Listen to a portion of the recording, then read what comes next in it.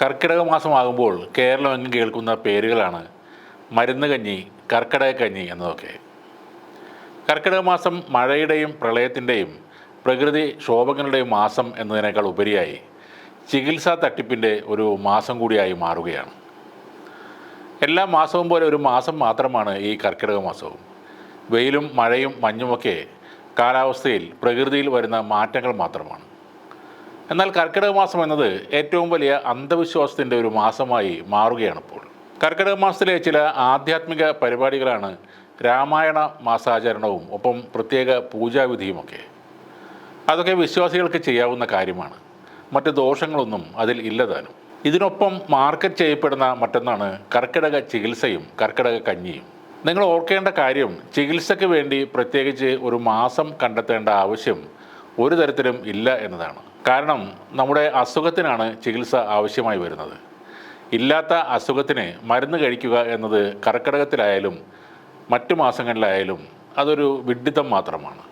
മരുന്ന് കഞ്ഞി അല്ലെങ്കിൽ കർക്കിടക കഞ്ഞി എന്ന് പേരിട്ടുകൊണ്ട് ഇന്ന് വിൽപ്പന നടത്തുന്ന കഞ്ഞി പഴയൊരു കാലത്തിൻ്റെ ദാരിദ്ര്യത്തിൻ്റെ ഉൽപ്പന്നമാണ്.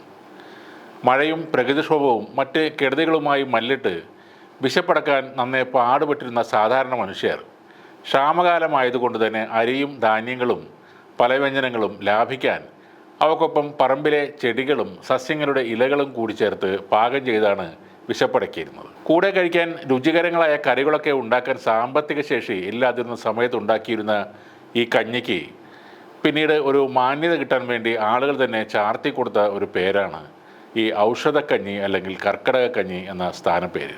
എല്ലാ പച്ചക്കറികളിലും അടങ്ങിയിരുന്ന പ്രോട്ടീനുകളും ഊർജ്ജവും ഒക്കെ തന്നെ ഈ പറയുന്ന ചെടികളിൽ നിന്ന് ലഭിക്കുകയുള്ളൂ. അതിനെ പ്രത്യേക ഔഷധ ഗുണം പ്രദാനം ചെയ്യാൻ കഴിയണമെങ്കിൽ അതിലെ പ്രോട്ടീനുകൾ വേർതിരിച്ച് ഔഷധ സമാനമാക്കേണ്ടി വരും. അതായത് ഈ കഞ്ഞി മനുഷ്യ ശരീരത്തിന് പ്രത്യേകിച്ച് ഒരു ഗുണവും ചെയ്യുന്നില്ല. ഇപ്പോൾ കുറച്ചുകൂടെ ചേരുവകൾ ചേർത്ത് കുറേ കൂടി കളർഫുള്ളാക്കിയാണ് ഈ പ്രത്യേകതരം കഞ്ഞി വിൽപ്പന എന്ന് മാത്രം. കർക്കിടക കഞ്ഞിയും കർക്കിടക കിഴികളും കർക്കിടക സുഖചികിത്സകളുമൊക്കെ ഒന്നാം തരം മാർക്കറ്റിംഗ് തന്ത്രം ഉപയോഗിച്ച് വിറ്റഴിക്കപ്പെടുന്ന കള്ളച്ചരക്കുകൾ മാത്രമാണ്.